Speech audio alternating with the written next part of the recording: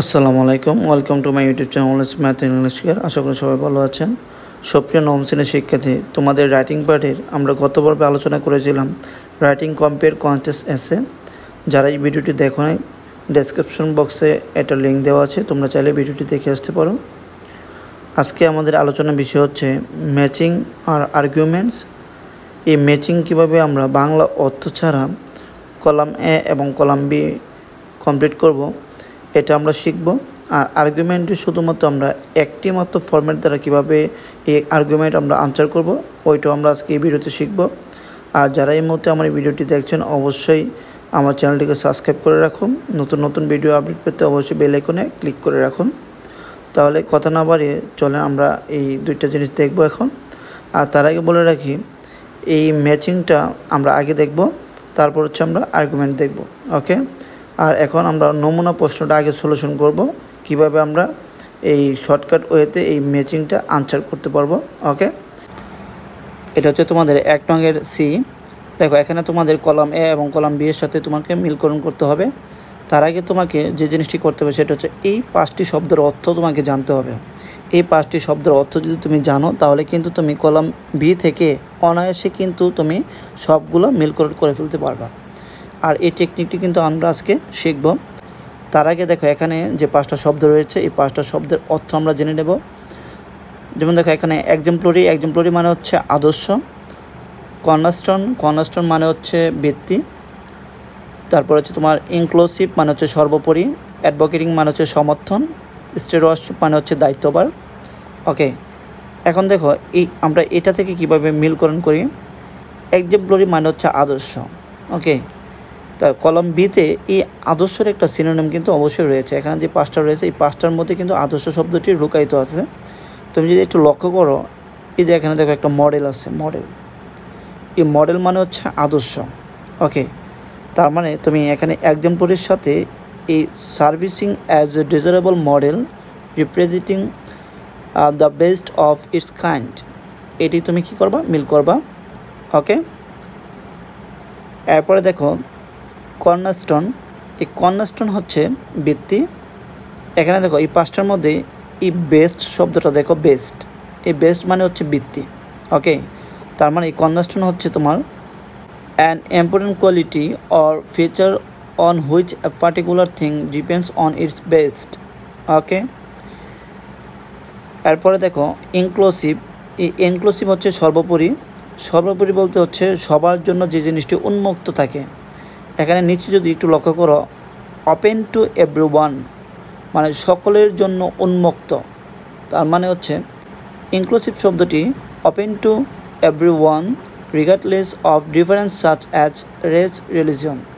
ওকে, এরপরে দেখো অ্যাডভোকেটিং মানে হচ্ছে সমর্থন। দেখো এখানে দেখো এই পাবলিকলি সাপোর্ট, এই যে সাপোর্ট শব্দ মানে হচ্ছে সমর্থন।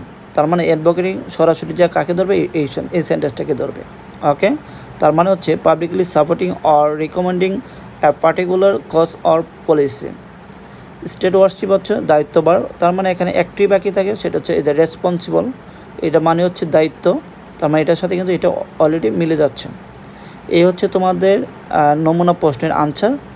আর আরেকটা বিষয় হচ্ছে, আমরা আরেকটা প্রশ্ন দেখব কিভাবে আমরা আরও সহজে এই কলাম এ এবং কলাম বি কীভাবে আমরা মিলকরণ করতে পারি। ওকে, দেখো এখানে তোমাদের সুবিধার্থে আমি আরেকটি উদাহরণ নিলাম। দেখো এখানে কলাম এ এবং কলাম বি এটা সেম। এখানে দেখো 5টা ওয়ার্ড, সেটা হচ্ছে একটা হচ্ছে ক্লগিং জলাবদ্ধতা, ওভারফ্লোড অধিক প্লাবিত হওয়া, ডিফিকাল্টি মানে হচ্ছে কঠিন, কাল্টিভেশন হচ্ছে কৃষি, ডায়াগ্রাম হচ্ছে তোমার নকশা। ওকে, এখন দেখো ক্লগিং মানে হচ্ছে জলাবদ্ধতা। এখানে তুমি কিন্তু এই ক্লগিং শব্দটার অর্থ তুমি জানো, জলাবদ্ধতা যেখানে তোমার পানি জমে থাকে, ব্লক হয়ে থাকে। একটু যদি খেয়াল করো নিচে, এই যে 5 নম্বরটা। ওকে, বিকামিং ব্লকড, এই যে এখানে শব্দটা দেখছো ব্লকড, এই ব্লক শব্দ মানে হচ্ছে জলাবদ্ধতা, কোনো কিছু জমে থাকা, আটকে থাকা। ঠিক আছে, তার মানে হচ্ছে এই ক্লগিং শব্দের যেহেতু সমার্থক শব্দ পেয়ে গেছো, তার মানে এটি হচ্ছে এর আনসার। ওকে, এরপর দেখো ওভারফ্লোড মানে অধিক প্রবাহিত হওয়া। এই অধিক প্রবাহিতর একটা সিনোনিম এখানে এই পাশে কিন্তু আমার অবশ্যই আছে। দেখো এখানে যদি তুমি একটু 1 নম্বরটা লক্ষ্য করো, ফ্লোয়িং ওভার পেয়েছ। ফ্লোয়িং ওভার মানে হচ্ছে প্রবাহিত হওয়া, অধিক হারে প্রবাহিত হওয়া।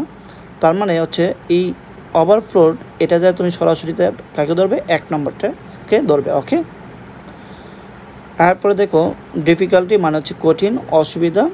এখন দেখো যেহেতু সমস্যার কথা বলা হয়েছে, 4 নম্বরটা যদি একটু খেয়াল করো, the state on condition of begin hard or tough. এখানে দেখো হার্ড অর্থ কি, কঠিন, ঠিক আছে, টাফ মানে অসুবিধা। তার মানে এখানে এটা দেখে কিন্তু তুমি এই সিনোনিমটা দেখে কিন্তু বুঝে ফেলবে, এখানে এটার আনসার হচ্ছে তোমার সি। ওকে, এরপর দেখো ডিতে কী বলছে, কাল্টিভেশন। এই কাল্টিভেশন মানে হচ্ছে কৃষি, কৃষি মানে হচ্ছে ফার্মিং, ফার্মিং মানে হচ্ছে যে এখানে দেখো একটু 2 নম্বরে খেয়াল করো যে ফার্মিং ল্যান্ড, এখানে এটা থেকে তুমি কিন্তু বুঝে ফেলবা, এটা আনসার হচ্ছে ডি নম্বর। ওকে, এরপরে দেখো ইতে কী বলছে, ডায়াগ্রাম। ডায়াগ্রাম মানে হচ্ছে নকশা বা লেখাচিত্র। তো একটু 3 নম্বরে যদি খেয়াল করো, এই যে এখানে দেখো একটা ডায়াগ্রামের একটা সিনোনিম দেওয়া হচ্ছে ড্রয়িং। ড্রয়িং মানে কি, নকশা। ওকে, তার মানে এই পাশে যে 5টা শব্দ দেওয়া থাকবে, এই 5টা শব্দের একটা করে সিনোনিম কিন্তু আমার কলাম বিতে দেওয়া থাকবে। কলাম এতে যে 5টা ভোকাবুলারি দেওয়া আছে, এই 5টা ভোকাবুলারির অর্থ তুমি যদি পারো, তাহলে কিন্তু অনায়াসে কলাম বি এর থেকে তুমি অর্থগুলো বের করে নিতে পারবা। কারণ কলাম বিতে এই 5টার প্রত্যেকটারই একটি করে সিনোনিম ছোটো আকারে দেওয়া থাকবে। এই জন্য তুমি একটু ভোকাবুলারি বেস স্ট্রং থাকতে হবে, তাহলে কিন্তু তুমি এই টেকনিকটা অ্যাপ্লাই করে 5টা থেকে 5টি কিন্তু কারেক্ট করতে পারবে। ওকে, এই মধ্যে যারা এই ভিডিওটি দেখছেন, অবশ্যই আমার চ্যানেলটিকে সাবস্ক্রাইব করে রাখুন। নতুন নতুন ভিডিও আপডেট পেতে অবশ্যই বেল আইকনে ক্লিক করে রাখুন। দেখো এখানে তোমাদের এই যে 2 নঙ্গে তোমাদের হচ্ছে আর্গুমেন্ট, ঠিক আছে। এখানে তোমরা এই টপিকটা সম্পূর্ণটা তোমাদের আগে পড়তে হবে। ওকে, এটা পড়ে তোমাকে আগে বুঝতে হবে কি বলছে এখানে। এরপরে দেখো এখানে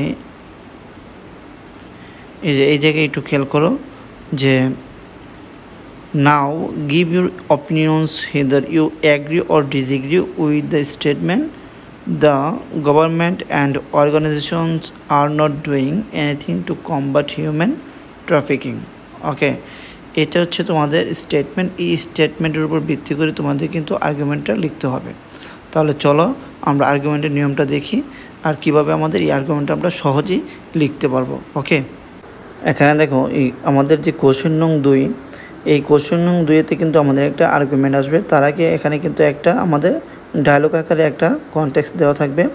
ওইটার উপর ভিত্তি করে আমাদের মেন যে স্টেটমেন্ট, এই স্টেটমেন্টটা দেওয়া থাকবে। ওই স্টেটমেন্টের উপর ডিপেন্ড করে কিন্তু আমাদের এখানে আনসার করতে হবে।